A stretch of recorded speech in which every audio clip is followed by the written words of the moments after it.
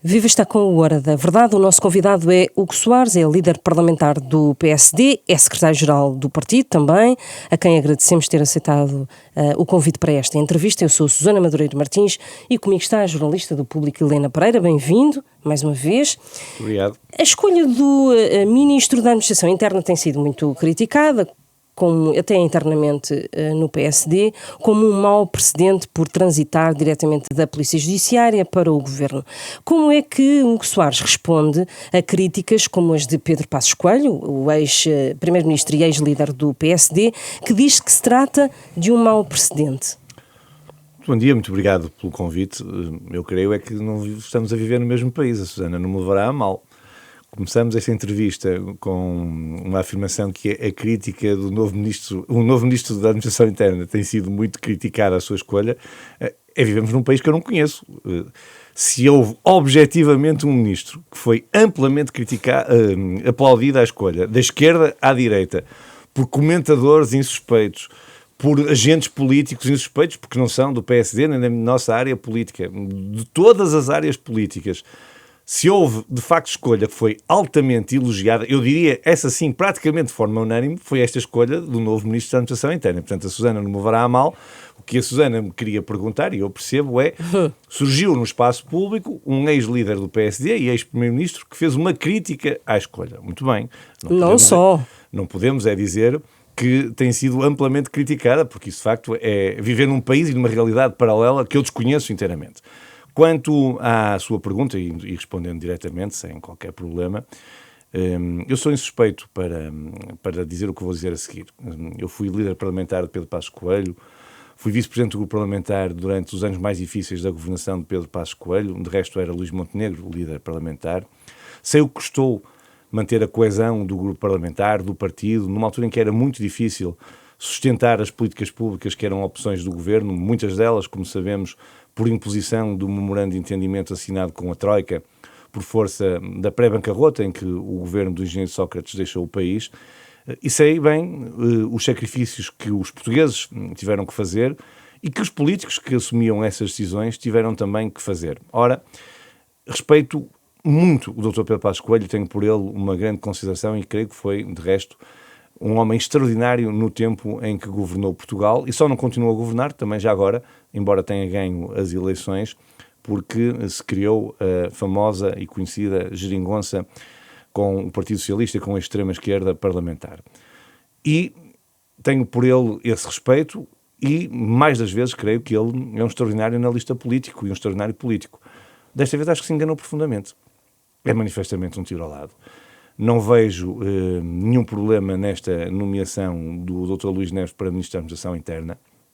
É bom que os portugueses saibam, e eu creio que sabem, que a Polícia Judiciária responde perante o Governo e perante o Estado português. É um organismo da administração pública com idiosincrasias, é verdade, com particularidades, com especificidades, mas não há problema nenhum em alguém que é funcionário do Estado poder ser nomeado ministro. Pelo contrário, é até um bom exemplo de valorização dos quadros que a administração, que o país tem, deixe-me terminar, Susana, e isso é um extraordinário sinal. E de resto, Pedro Passos Coelho fez uma comparação. Essa sim, então, é completamente ao lado. Foi comparar a nomeação de Luís Neves com a saída do governo de Mário Centeno, no tempo do Dr. António Costa, para a supervisão do Banco de Portugal, para governador do Banco de Portugal. Ora, é precisamente o contrário. Uma coisa é alguém que é funcionário do Estado poder ser nomeado ministro. Outra coisa é alguém que é ministro de um governo partidário, evidentemente, sair da área que tutela para supervisionar precisamente a área que tutela quando o regulador, o supervisor, deve ter um caráter de independência total. Ora, as situações são completamente diferentes e por isso o comentário é simples, é direto, é objetivo. Creio que o Dr. Pedro Passos Coelho está manifestamente equivocado na análise que faz. Acha que ele está desatualizado? Foi bom primeiro-ministro no seu tempo, mas agora neste tempo é isso que diz. Faz comentários que não disse faz comentários, disse fez um comentário. Este comentário, do meu ponto de vista, não tem razão nenhuma. A que é que atribui estas aparições permanentes de Pedro Passos Coelho? Pergunto-lhe se acha que está, de alguma forma, a posicionar-se para um futuro pós Luís Montenegro? Olha, sobre isso, duas coisas. Primeiro, eu não sou comentador político, eu sou ator político. Portanto, eu não faço análises nem especulações. E, em segundo lugar, essa pergunta deve ser colocada ao próprio. Com toda a franqueza, Pedro Passos Coelho é um cidadão livre, um cidadão que foi primeiro-ministro, alguém que, quando fala, o país manifestamente ouve, e, portanto, tem todo o direito a ter a sua opinião e a poder expressá-la como, quando e onde entender. Não considera que se está a posicionar, porque eu vou fundamentar isto, porque ontem, ou esta semana, Pedro Passos Coelho fez avisos dizendo que o governo está em funções há 2 anos e parece que está há 4 e que o tempo para pensar cenários acabou e que é preciso começar a trabalhar. Pergunto-lhe se não está aqui numa contracorrente permanente em relação ao PSD e ao governo. Olha, eu também acho que o governo que governa há 2 anos, com uma interrupção que foi longa, teve a ver com a interrupção da legislatura e com as eleições antecipadas, concordo com o Dr. Pedro Passos Coelho. Parece que o governo governa há 4. Um governo que baixou já 3 vezes os impostos sobre as pessoas. Um governo que baixou 2 vezes os impostos sobre as empresas. Um governo que apresentou 3 orçamentos de Estado e em nenhum deles, 2 orçamentos de Estado e em nenhum deles aumentou impostos. É uma circunstância que é histórica. 2 orçamentos de Estado seguidos sem aumentar nenhum imposto. Mas, pelos vistos, um governo Passos Coelho não viu nada disso, é isso? Um governo que regularizou um problema que tínhamos manifesto em Portugal, que era o problema da imigração.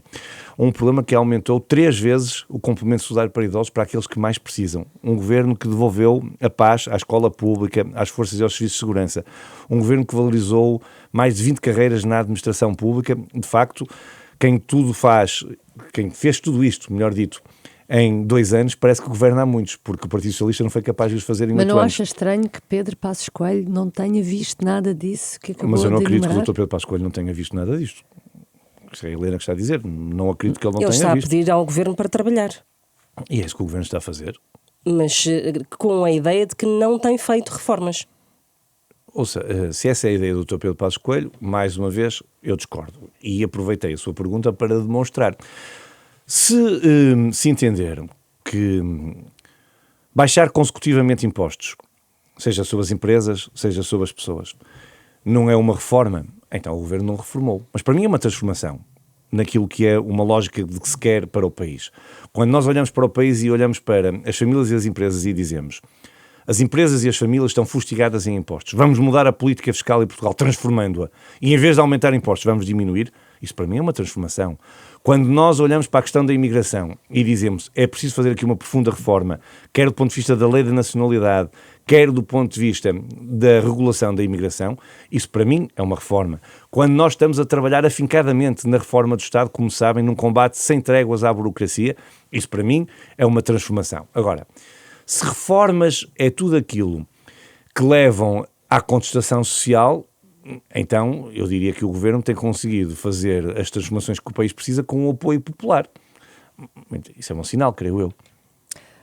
Pode-se dizer que há um recentramento do governo pós-presidenciais com maior diálogo com o PS e com a escolha do Ministro da Administração Interna que não alinha, ou por outro lado, que tem discursos mais moderados sobre a criminalidade e segurança? Não, vamos lá ver. Eu já vi essa narrativa, se me permite a expressão, em alguns sítios.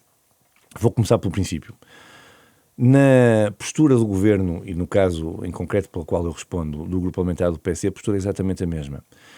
Eu não mudei uma vírgula na forma como me comporto e como dialogo quer com o Partido Socialista, quer com o Chega, a propósito das eleições presidenciais. De resto, quem extrapolar os resultados das eleições presidenciais para potenciais eleições legislativas ou para um ponto de vista partidário, comete um erro do meu ponto de vista. Mas eu, repito, não sou comentador, sou ator político e na parte que me compete não houve nenhuma mudança de estratégia. O Dr. Luís Neves nunca teve uma posição diferente do governo.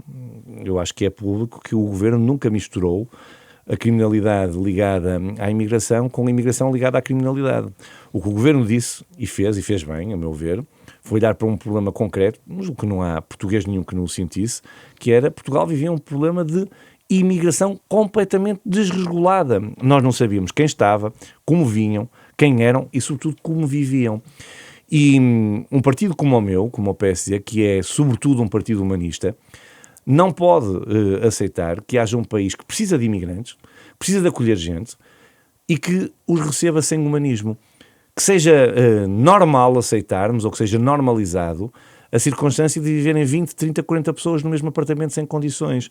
Que seja normal, já agora também nas questões de segurança, as pessoas entrarem em Portugal sem nós sabermos quem são, ou de onde vêm, ou qual é o seu registro criminal. Isso não é normal. E foi isso que nós fizemos, com humanismo e com responsabilidade. E disso nós não nos desviamos. E eu não tenho dúvida que o Dr. Luís Neves está alinhadíssimo com estes princípios. Luís Neves não tem margem para erro, à terceira de vez? Sabe, o lugar de Ministro da Administração Interna é um lugar de grande exigência, como de resto são outros no âmbito da composição do Governo, e eu recordo-me bem que as escolhas, quer de Margarida Blasco, quer a escolha de Lúcia Amaral, também foram amplamente reconhecidas como pessoas que podiam acrescentar ao exercício da governação. O Dr. Luís Neves tem um perfil que eu creio muito adequado ao exercício da função.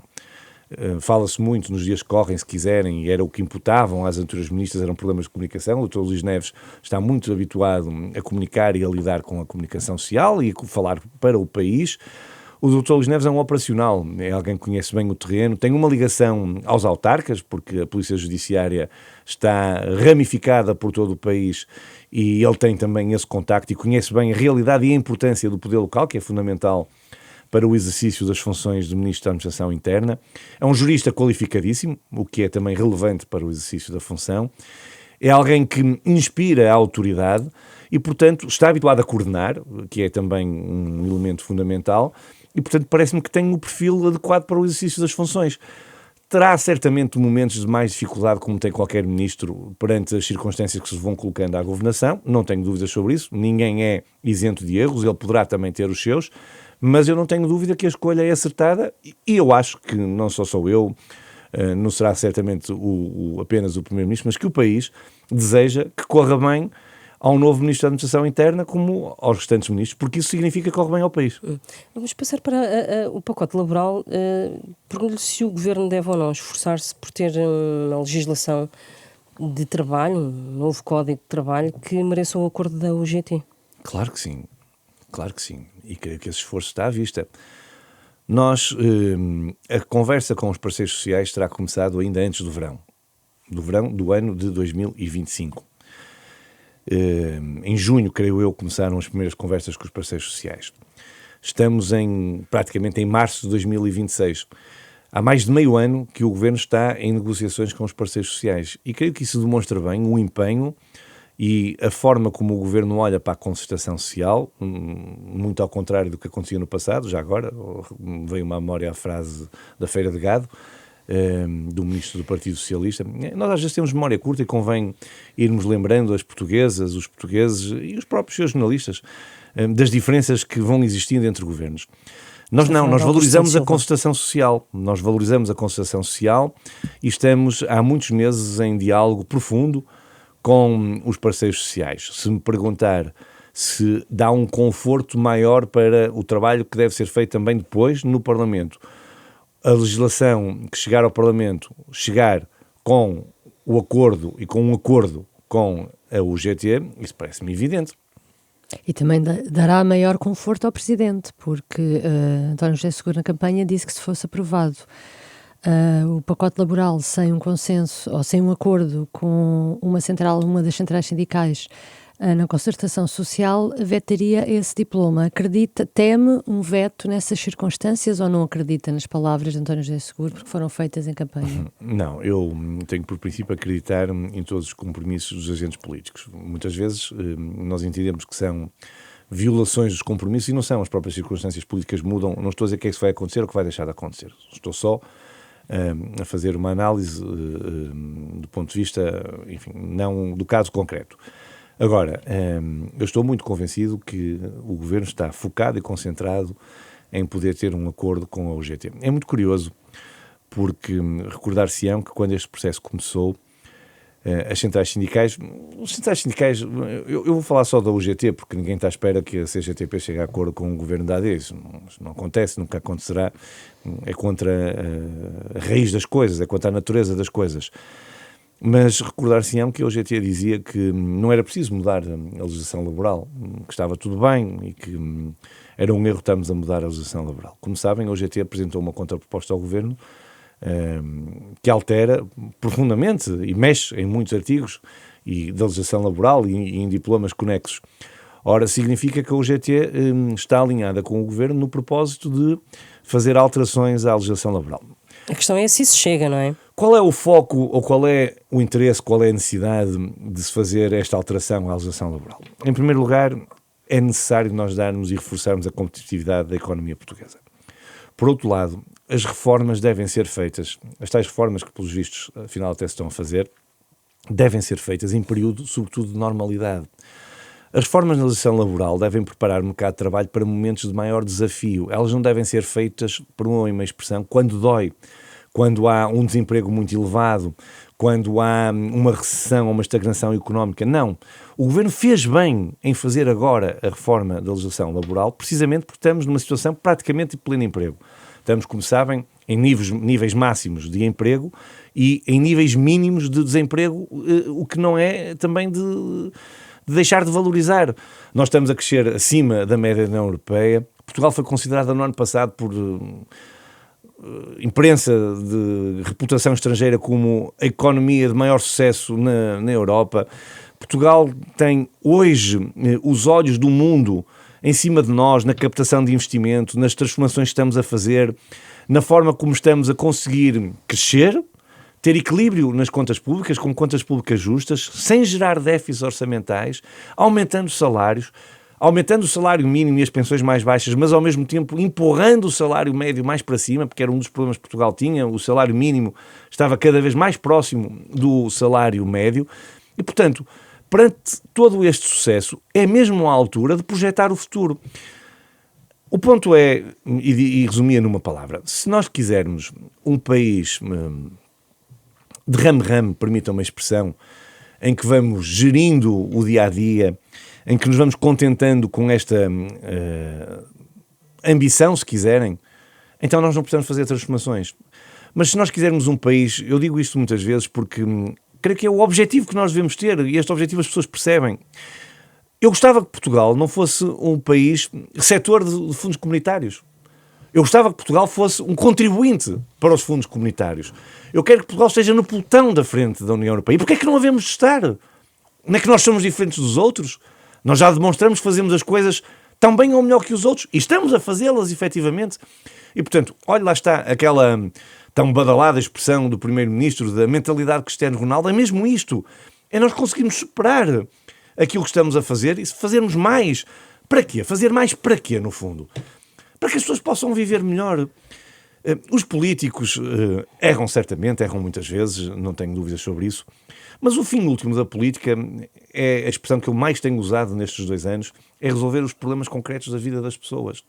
E resolver o problema concreto da vida das pessoas é permitir que as pessoas tenham melhores salários, possam viver melhor, possam ser felizes. No fundo, o princípio, o fim disto é a felicidade das pessoas. Ora, se nós podemos fazer todos, para que todos possam ser mais felizes, sem nem deixar ninguém para trás, eu acho que nós vamos aproveitar as oportunidades que temos.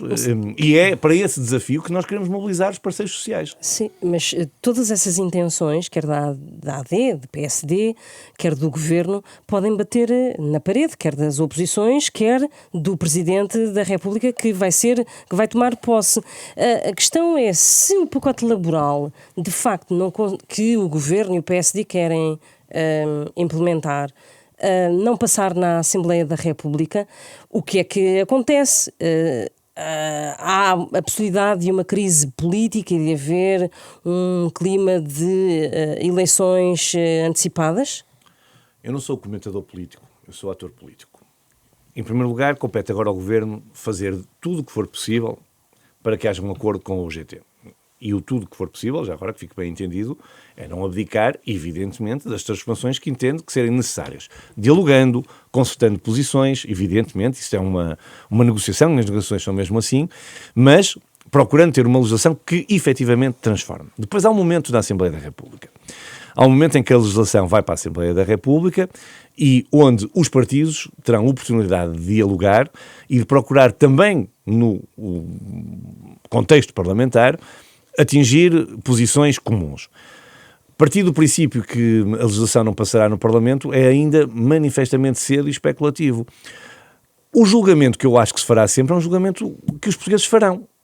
Cada português fará um julgamento daquilo que é a proposta do governo, que depois será uma proposta dos grupos parlamentares da AD e da posição dos partidos da oposição. Agora,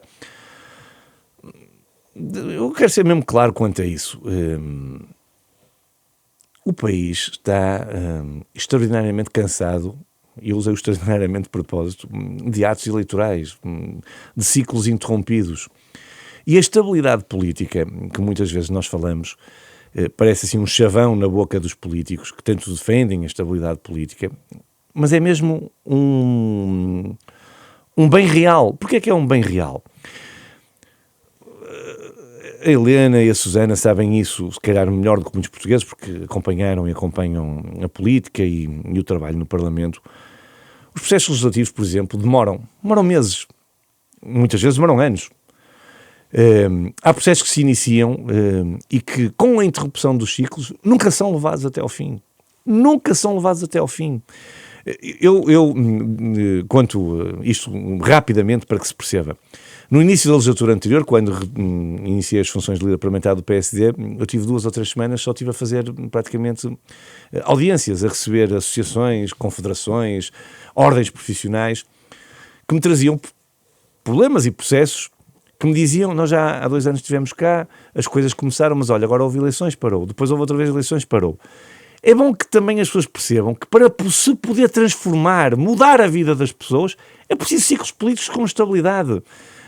E, portanto, eu não creio, sinceramente, que haja, na perspectiva temporal, nenhuma crise política, e a minha perspectiva é mesmo que a legislatura se cumpra até ao fim. O Governo, em relação aos temporais das últimas semanas, o Governo não percebeu um pouco tarde a dimensão dos efeitos do temporal? E se, quando percebeu, não foi um pouco empurrado pelo próprio Presidente da República em funções para o terreno? Sabe, Susana, essa conversa desgasta-me, pessoalmente, confesso-lhe, e explico porquê. Porque se este país,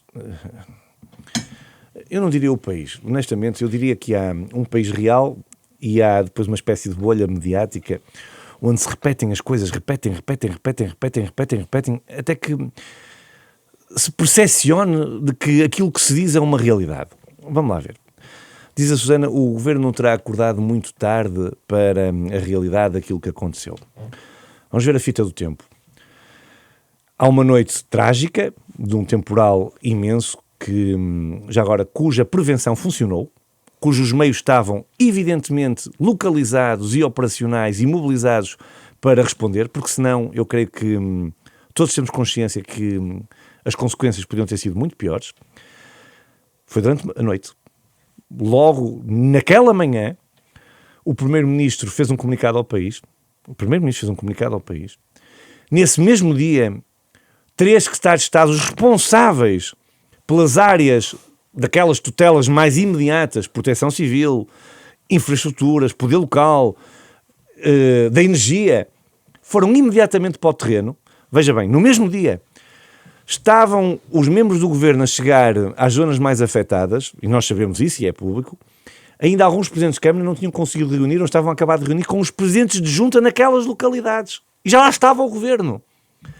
O Primeiro-Ministro, nesse mesmo dia, à tarde, estava no centro de comando da Autoridade Nacional de Emergência e Proteção Civil, com a Ministra da Administração Interna. No dia seguinte, o Primeiro-Ministro estava no terreno. Queriam o quê?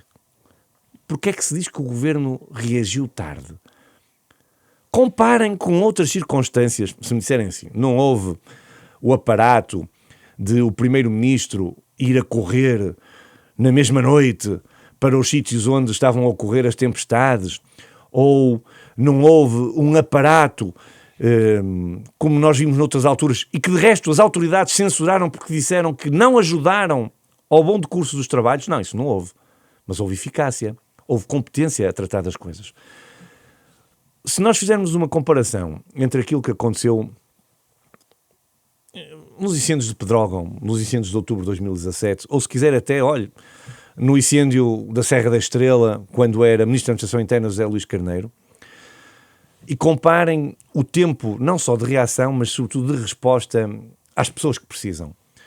Nós, desta vez, tivemos em 15 dias as pessoas a terem nas suas contas o dinheiro para poderem reparar as suas casas. Em 15 dias. Que compara com as circunstâncias que eu elenquei anteriormente, de meses. De meses! Este governo, em 15 dias, começou a responder com dinheiro, com recursos, às pessoas que precisavam. Ora, por isso é que eu disse que essa conversa pessoalmente me desgasta. Desgasta porquê? Porque acho que é injusta. Porque acho que é profundamente injusta. Nós podemos... Mas os autarcas da região continuam muito... Helena, deixa-me só terminar. Nós podemos dizer que não corre sempre tudo bem. Não corre. Podemos dizer que há problemas de comunicação, que houve frases que foram mal interpretadas. Claro que sim. Agora, no essencial, o governo, eu devo dizer, que atuou muitíssimo bem. Indo ao encontro do que a Helena me dizia, nós não nos podemos esquecer de duas coisas. Eu primeiro tenho um profundo reconhecimento pelo trabalho dos autarcas. Eu acho que os autarcas deste país não têm o reconhecimento que lhes é devido, designadamente os presidentes de Câmara e os presidentes de Junta de Freguesia, já agora, que são de facto, nestas circunstâncias e noutras, o primeiro elo de ligação entre as populações e o poder que assim percepcionado. Nós tivemos presidentes de Câmara, claro que se queixam, claro que eles gostavam de ter as questões resolvidas mais rapidamente. Também tivemos presidentes de Câmara que já não sabiam como haviam de dizer melhor do governo. Presidentes de Câmara do Partido Socialista, já agora, que foram justos na análise. E eu percebo que quem está no terreno e vê estas dificuldades, vejam bem, calçamos os sapatos de alguém que está um mês sem eletricidade, 15 dias sem eletricidade. Ainda há pessoas sem eletricidade. O desconforto, a dificuldade do dia-a-dia é terrível. Esta gente, por muito que nós lhe digamos que estamos a fazer tudo o que é possível, nunca aceitam. E eu, no lugar deles, calhar, também não aceitava. Agora, veja bem, o que aconteceu na zona de Leiria foi uma catástrofe sem par, isso é reconhecido, e nós estamos a eletrificar uma região em pouco mais do que um mês, que demorou anos a ser eletrificada. Eu ouvi inteligências pardas, para não dizer iminências pardas, nas televisões a dizer devíamos aproveitar a oportunidade para criar uma resistência na rede elétrica e enterrar a rede elétrica para que isto nunca mais volte a acontecer. Essas iminências pardas, esquecem-se, em primeiro lugar, que há sítios onde as redes não podem ser enterradas. Em segundo lugar, se Portugal tivesse hoje a enterrar a rede elétrica naquela zona, eram anos sem luz que aquelas pessoas iam estar. Anos! Meses sem fim! E, portanto, diz tanto disparate, que depois as pessoas, quer dizer, quando nós não fazemos este raciocínio e depois não há ninguém que possa contraditar, de facto as pessoas dizem, caramba, mas então nós vamos outra vez levantar postes, criar condições de eletrificação daquelas zonas com as mesmas ferramentas que estarão sujeitas mais tarde, se um dia acontecer outra vez a uma intempérie. Mas ninguém se pergunta, mas se enterrassem as linhas, quanto é que custava? Quando é que ia estar pronto? Deixa-me perguntar, com a dimensão dos apoios às zonas afetadas pelo temporal, o PS já veio assumir que já veio manifestar disponibilidade para aprovar um orçamento retificativo se for necessário, coisa que o Primeiro-Ministro afastou. Ainda há possibilidade ou não de Portugal vir a ter um déficit para acautelar esse esforço adicional. O que lhe pergunto é, o país perceberia, com a dimensão do que aconteceu, que o Ministro das Finanças tivesse um excedente orçamental e não usasse toda a folga financeira para apoiar a Zona Centro? É engraçado, pensei que a parte final da pergunta ia ser ao contrário. É muito interessante, com franqueza. Eu pensei que a Helena terminaria a pergunta a dizer-me que o país perceberia que, face a esta circunstância, o Ministro das Finanças apresentasse um déficit. É muito engraçado. Nós estamos numa fase em que, felizmente, a normalidade, pelos vistos, é ter excedente orçamental, o que fico contente, e que o país poderia não aceitar haver um excedente orçamental e o Governo não esgotasse todo esse excedente no combate a esta situação. O Governo ainda diz que é uma possibilidade, mas ainda não foi claro sobre isso, Muito não é? bem. Deixe-me então procurar responder por partes à sua questão. Em primeiro lugar,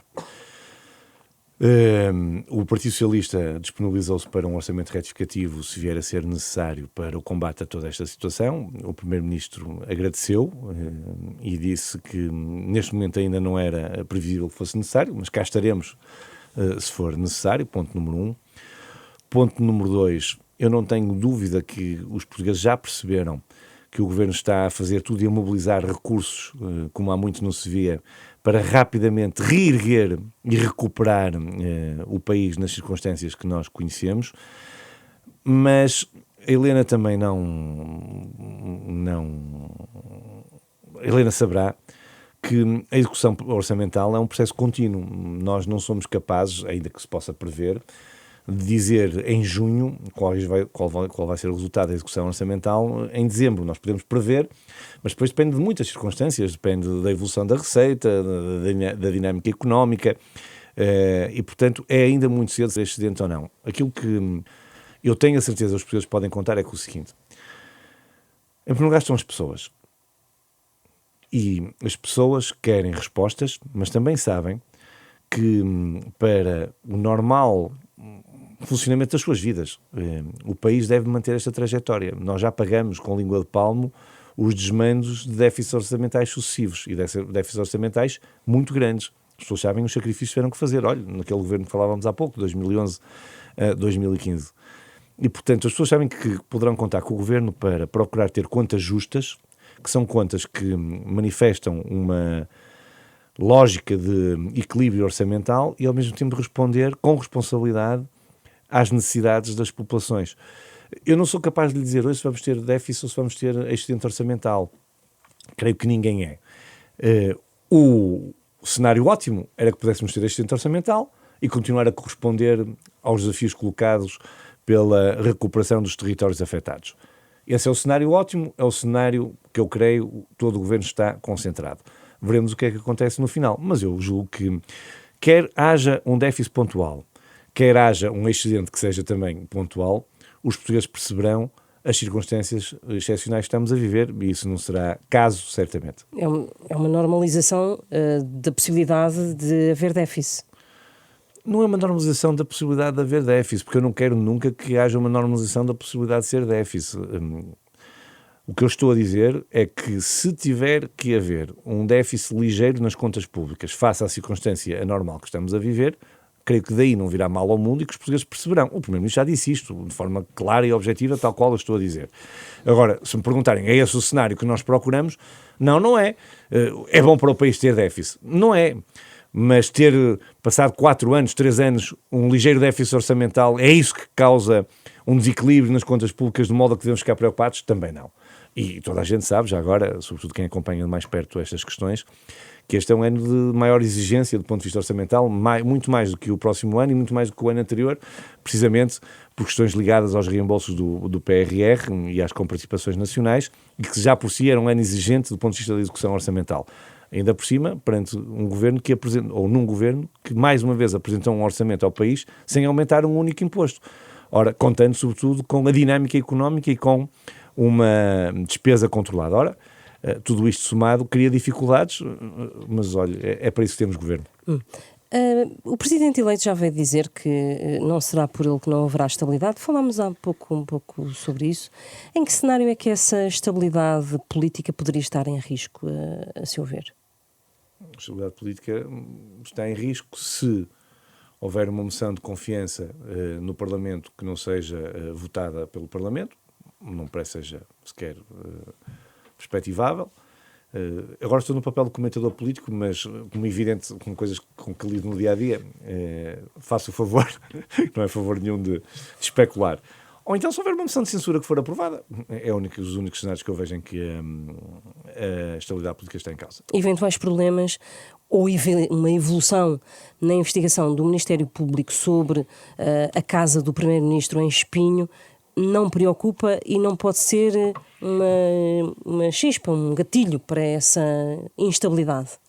A casa do Primeiro-Ministro deve ser a casa mais escrutinada do mundo inteiro e, portanto, é com enorme tranquilidade que as investigações devem decorrer. Confio inteiramente, acredito, na justiça e confio, do ponto de vista da credibilidade, da responsabilidade, da seriedade, inteiramente no Primeiro-Ministro. Ora, compaginando a confiança que tenho na Justiça, compaginando isso com a confiança inquebrantável que tenho na seriedade do Primeiro-Ministro, não tenho dúvida nenhuma que isso não é problema. E a Justiça deve fazer o seu trabalho e continuar, evidentemente, se isso estiver em curso, a fazer as investigações que tiver que fazer, responder a todas as denúncias. Sabe, eu tenho refletido muito sobre isto e já tive ocasião de falar sobre isto publicamente.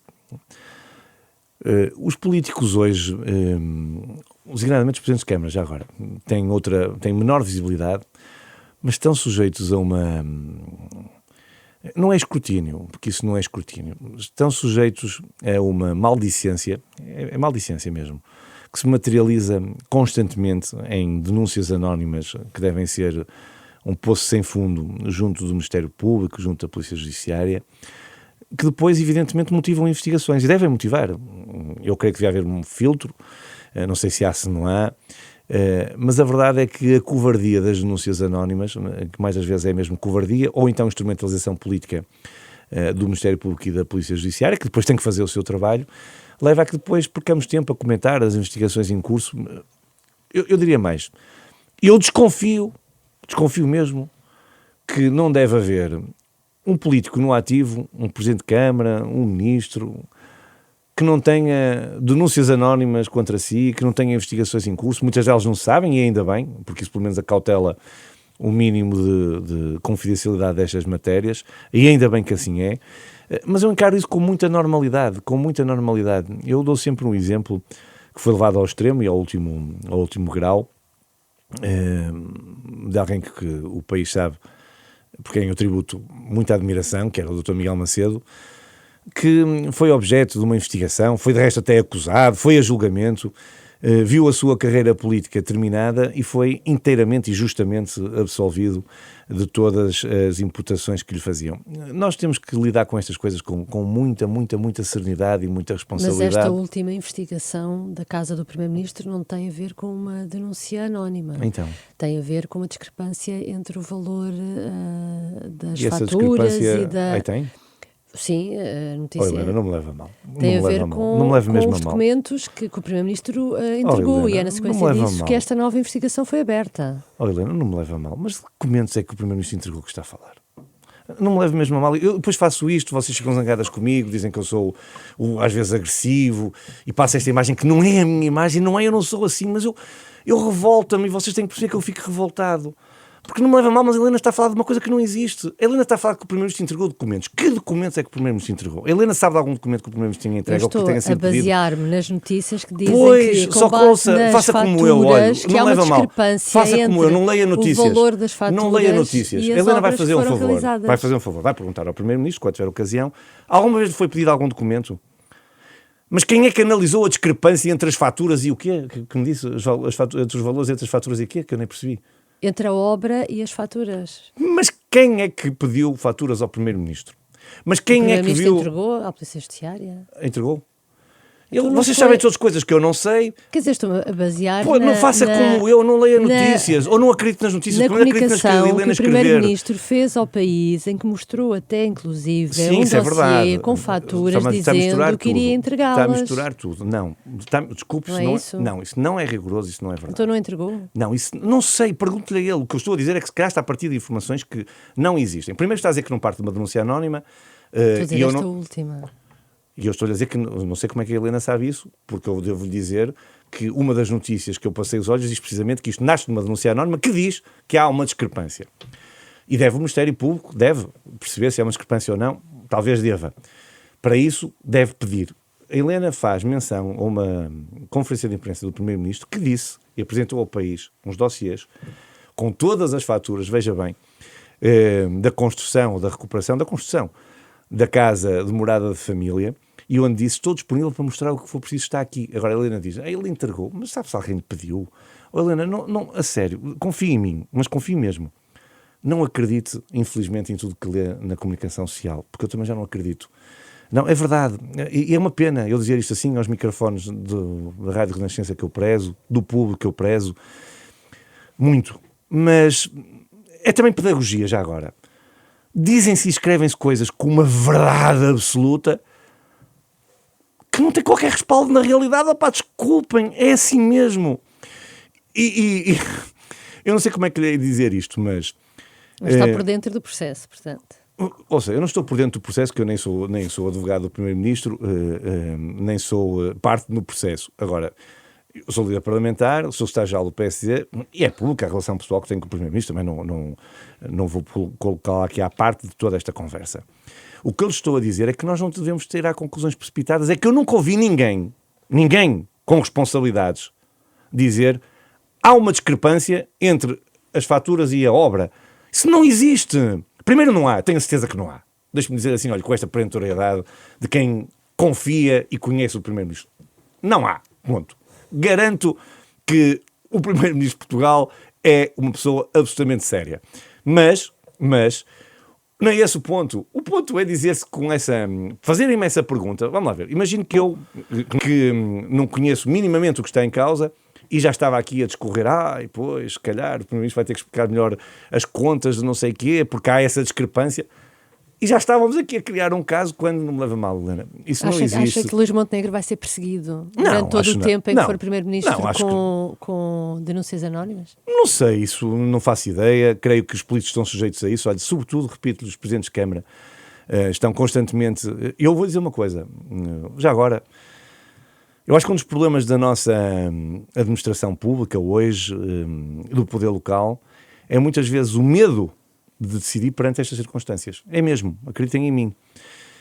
Eu costumo dizer muitas vezes que se Portugal tivesse hoje uma decisão de licenciar metade dos pedidos de operações urbanísticas que as câmaras municipais têm para a habitação, o problema da habitação em Portugal ficava parcialmente resolvido. O Presidente da Câmara de Leiria, na semana passada, dizia-nos que aquela medida do Governo de dar 5 mil euros com base em fotografias, sem vistoria, levanta-lhe muitas dúvidas, precisamente porque sabe que pode mais tarde vir a ter algum processo por causa disso. É verdade. Portanto, isso também pode estar a bloquear a entrega de apoio. Pode.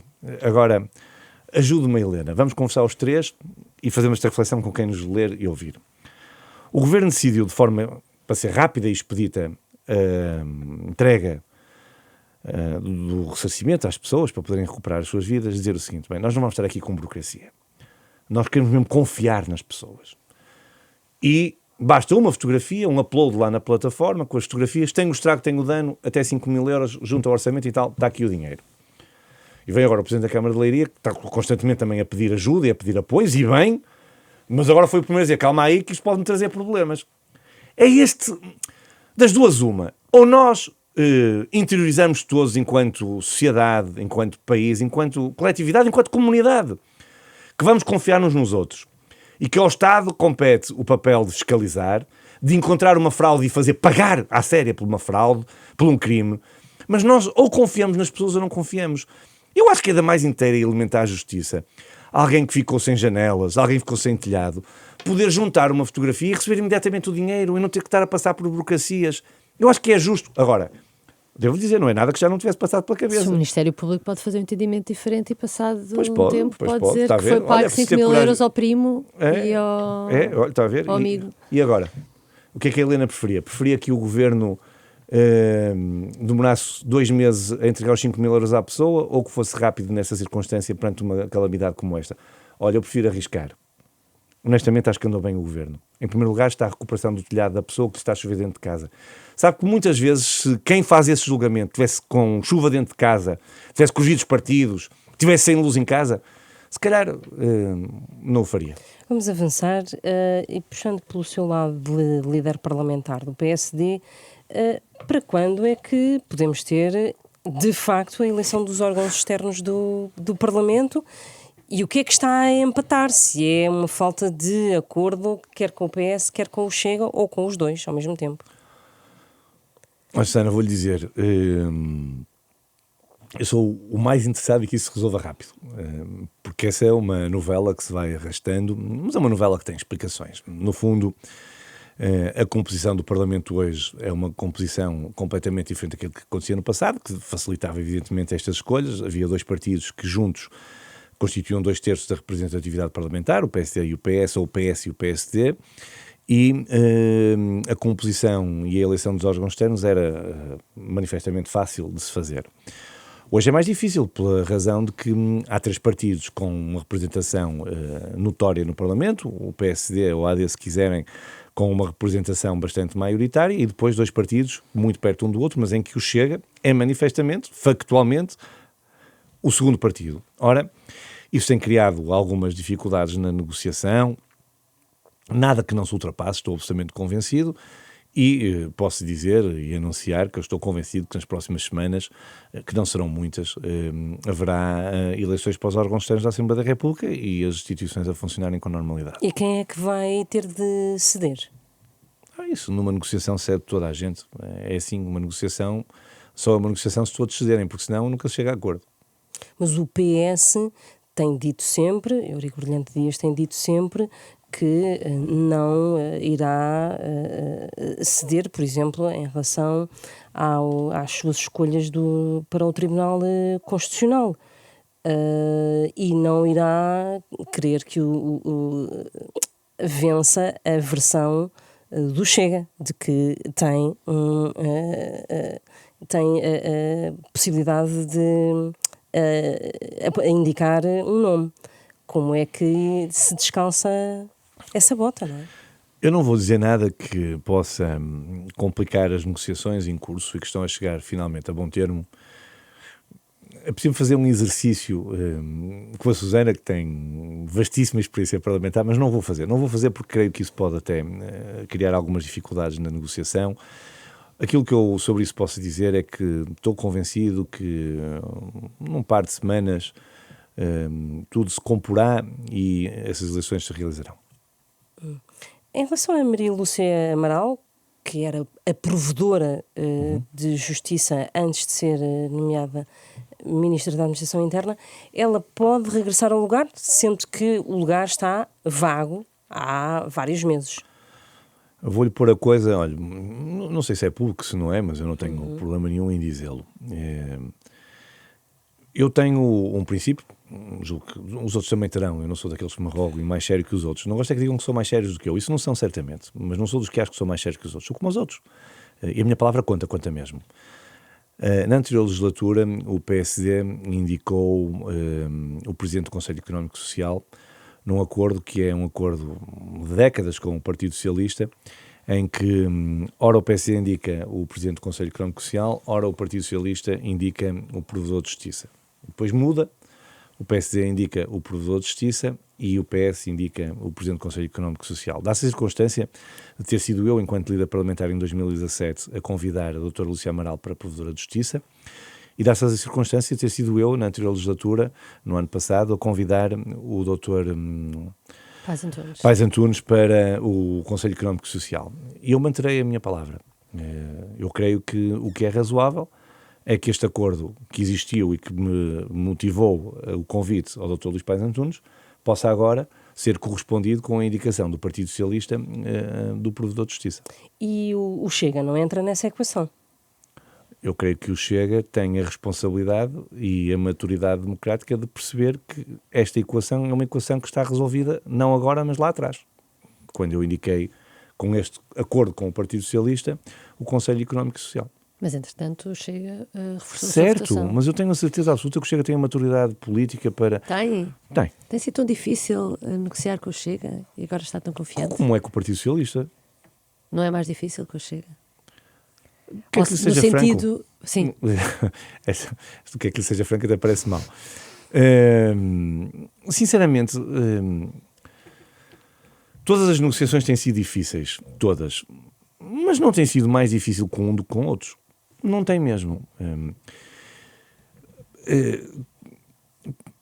Dá-me muitas vezes a sensação, que é algo que eu já disse publicamente, que é, há uma espécie de birra que infantiliza um bocadinho a política, que é aquela ideia de que quando eu negocio, negociar no bom sentido, o que é que os portugueses percebem isso? Nós estamos aqui a falar de negociação, as pessoas podem achar que isso é assim uma coisa. Não, quando dialogamos com os outros partidos para chegar a um acordo, se calhar assim, é mais, enfim, não é tão agressivo como a terminologia de negociação. quando eu dialogo com um determinado partido, que não o posso fazer com o outro. Que tem aquela velha conversa de escolher um parceiro. Eu acho isso uma infantilização da política tremenda. É uma espécie de birra entre o Chega e o Partido Socialista, do género, se falas comigo não podes falar com eles, mas eu quero ser claro, eu vou falar sempre com os dois. Porque eu acho que é na construção deste diálogo que as melhores soluções aparecem.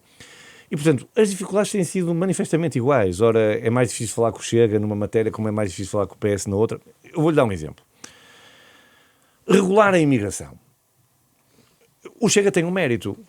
Eu não tenho problema nenhum em dizê-lo. O Chega foi o primeiro partido em Portugal a pôr o dedo... Não foi o primeiro partido em Portugal porque nós alertamos, o PS alertou ainda no tempo de Passos Coelho, quando fizeram estas alterações nos regimes, nós fomos muito cáusticos até nas críticas às alterações que estavam a ser feitas. Mas, na consequência daquilo que aconteceu, o Chega foi o partido mais vocal a trazer para a discussão pública os problemas ligados à imigração. De forma menos correta, se quiser, de forma, às vezes, diria, arraiar uma espécie de xenofobismo ou de racismo que nós não temos e nós não somos, talvez, muitas vezes, de segregação, se quiser. Mas tem esse mérito. Chamou a atenção para um problema que existia e que está a ser combatido. Ora, eu não tenho uma visão maquiavelista da política, maquiavélica, no sentido de dizer esta é uma matéria de direita e eu, portanto, só posso conversar com o Chega. Não! É um problema que tem que ser resolvido e que compete aos partidos resolvê-lo. Da mesma forma que aumentar o complemento solidário para idosos, como nunca foi feito no passado, é uma matéria que eu só posso conversar com o Partido Socialista, porque... Não! Olharmos... Vamos lá ver. Portanto, vão continuar a fazer como até agora? Olhar para os subsídios. Aquela lógica da subsídio-dependência e da fraude na atribuição dos apoios sociais. Porquê que eu não hei de poder negociar com o Partido Socialista regras claras para este combate? Para o combate à fraude daquilo que é de todos e que deve ser atribuído sobretudo a quem precisa e não a quem utiliza expedientes para viver à custa do Estado. Mas essa é uma batalha do Chega, não é? Mas, Susana, não é um argumentário do Chega, é o meu também. E creio que deve ser o seu, deve ser de qualquer português. Vota à esquerda, vota à direita. A mim cria-me dificuldade em entender esta segregação de temas face à ideologia política. Eu não acredito nisso. Eu acredito que há, evidentemente, lógicas de olhar para a sociedade que têm a ver com matrizes ideológicas, é verdade. Mas perante problemas concretos que existem, eu não aceito essa segregação ideológica. Acho que é um erro. E também não é legítimo, então, que às vezes o Chega e o PS convirjam? Por exemplo, o PSD ficou nervoso com este recente caso do layoff e fala muitas vezes das coligações negativas. É e também não inteiramente legítimo que o Chega e o Partido Socialista façam o que têm feito desde a anterior legislatura, que é, em matérias essenciais, juntam-se e votam contra o governo. Isso não há problema nenhum. São duas coisas diferentes. Uma é eu entender que há matérias que são de reserva do Poder Executivo e que o Chega e o Partido Socialista, designadamente o Partido Socialista, que não o fez enquanto foi poder, junta-se agora ao Chega para fazer na oposição e depois fazem a asneira da grossa. Eu dou-lhe vários exemplos. Olha, quando mudaram o montante do apoio às pessoas que foram afetadas pelos incêndios, quiseram ir para o Parlamento, num género de leilão, dizer não tem que ser 8 mil euros, tem que ser 15 mil euros. O que fizeram foi atrasar um processo que estava em curso e que haja pessoas que ainda hoje não receberam os apoios por fazer essa alteração legislativa que teve que ser feita, discutida e publicada. Dou-lhe outro exemplo. Nas portagens. Apressaram-se o Partido Socialista, no mais baixo populismo, a ter governado 8 anos e, passado 2 meses de ter passado para a oposição, fez um acordo com o Chega e aprovaram a extinção de várias portagens em várias autoestradas. Fizeram tudo em cima do joelho, deixaram troços das autoestradas com portagens na mesma, não acautelaram uma coisa que eu acho que é essencial, que é olhar para as grandes áreas metropolitanas e permitir ao governo que tenha uma política integrada de mobilidade, sim, diferenciar o interior, mas e as pessoas dos grandes centros urbanos que se deslocam todos os dias e que também deviam ser beneficiadas com uma diminuição do preço das portagens. Ou seja, há matérias que, pela sua razão de ser, são matérias do Poder Executivo. E eu isso critico quando Chega e o Partido Socialista se juntam. E depois o que eu critico é a hipocrisia, que é a segunda questão. É legítimo. Agora, eu não posso aceitar que os dois se degladiem, que o Partido Socialista diga há uma linha vermelha que nós não passamos, que é ali o Chega e tal, e depois, na calada, tratem das coisinhas deles para votarem juntos no Parlamento. Isso é que não. Isso é uma hipocrisia. Eu prefiro ser franco e honesto com os portugueses e dizer, o PSD, o grupo parlamentar do PSD, continuará a dialogar com os dois partidos. E sente-se confortável a negociar com o Chega, que é um partido envolvido em suspeitas de fraude eleitoral e de financiamento ilegal? Vamos lá ver. Todos os partidos, e à medida que eles crescem e que se tornam partidos grandes, têm problemas de militantes, de dirigentes com a justiça. Tem o PSD, tem o Partido Socialista, teve muitos, de resto o Partido Socialista tem um primeiro-ministro, que é assim uma coisa, não é? Que não existe em muitos sítios.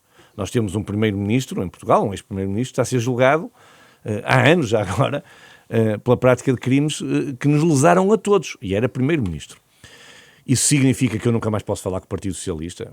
Eu não confundo as coisas, não confundo mesmo. E, portanto, as circunstâncias que há no Chega, e há muitas, e há variadas, não são só essas. Estão no mesmo patamar, é isso que está a dizer. Há crimes diferentes, há imputações diferentes, há coisas que são absolutamente patéticas e ridículas, como lá a história do deputado da mala, que é uma coisa, enfim, que tem a ver com a capacidade de recrutamento do Chega, não é? E que acontece em todo lado. Eu não sei se recordam... Na campanha para as eleições autárquicas eu disse que íamos esperar os resultados, ninguém acreditava que o PSD fosse o resultado que teve, mas teve, e na ocasião eu tive a oportunidade de dizer várias vezes que desafiava a que pudéssemos fazer o acompanhamento dos eleitos do Chega. Eu disse sempre que achava que o Chega não ia ganhar muitas câmaras, e não ganhou, efetivamente, mas que ia eleger vereadores, e que se ia fazer o acompanhamento desses eleitos. Por várias razões, por uma razão de escrutínio, e por uma razão de percebermos o que é que estava a acontecer. E é um trabalho que, lá está, um trabalho engraçado de investigação que valia a pena fazer, que é quantos vereadores eleitos pelo Chega ainda estão no Chega. Sim, já saíram vários. Sim. Eu acho que no país todo devem sair dezenas, Helena, dezenas. E, portanto, são questões perfeitamente normais dos partidos, que têm que ser altamente combatidas, altamente censuráveis.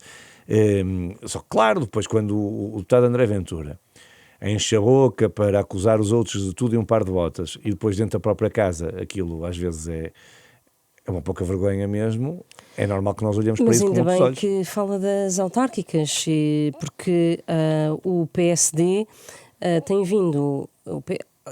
autarcas do PSD têm vindo a fazer progressivamente acordos de governação, quando não têm maioria absoluta nas câmaras, enfim, nas juntas, sobretudo nas autarquias, têm progressivamente feito acordos com o Chega. O mais evidente nos últimos dias foi o de Cascais, o acordo de governação entre o PSD, a AD e o Chega em Cascais.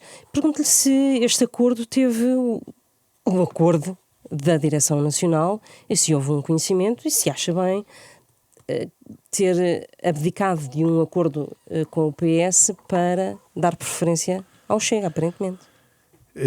Respondo de forma rápida, não teve o acordo da Direção Nacional do Partido, nem tinha que ter, e respeito muito a decisão do Presidente Nuno Piteira. E compreende? Compreendo perfeitamente, mas perfeitamente.